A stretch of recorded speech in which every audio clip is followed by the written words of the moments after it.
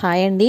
ఇవాళ మనం కొబ్బరి లౌజ్ చేసుకోవడం చూపించబోతున్నాను. కొబ్బరి లౌజ్ అంటే అదే కొబ్బరి ఉండలు అంటారు కదా, అదనమాట. దానికి కావాల్సిన పదార్థాలు: 1 కప్పు పచ్చి కొబ్బరి తీసుకున్నాను, తురిమి తీసుకున్నాను నేను. 1 కప్పు పచ్చి కొబ్బరికి అరకప్పు బెల్లం, కొంచెం యాలకుల పొడి, ఒక 2 స్పూన్లు నెయ్యి తీసుకోవాలి.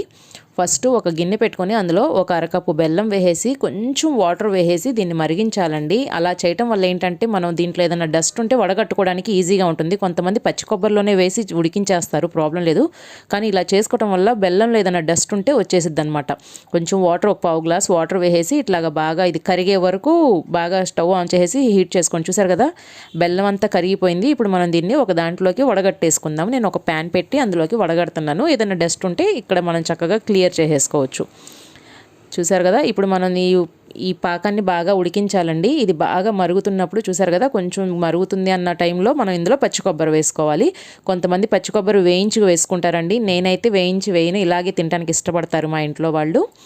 చూసారు కదా, ఈ విధంగా వేసేసి బాగా కలుపుకోవాలి.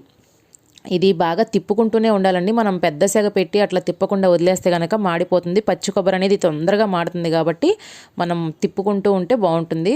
చూసారు కదా, ఆ పాకం అనేది చక్కగా ఇట్లా ఉడుకుతూ ఉండగా కలర్ కూడా చేంజ్ అవుతుంది. తొందరగా దగ్గర పడి కలర్ కూడా చేంజ్ అయిపోయి మనకి మంచిగా స్మెల్ వస్తూ ఉంటుంది. ఈ ప్లేస్లో కొంచెం యాలకుల పొడి యాడ్ చేసుకోవాలి. పచ్చి కొబ్బరి అనేది అందరి ఇళ్లలో తరచూ ఉంటానే ఉంటుంది కదా, ఇట్లా చేసి పెట్టండి. బ్రెయిన్ పవర్కి చాలా మంచిదండి చదువుకునే పిల్లలకి.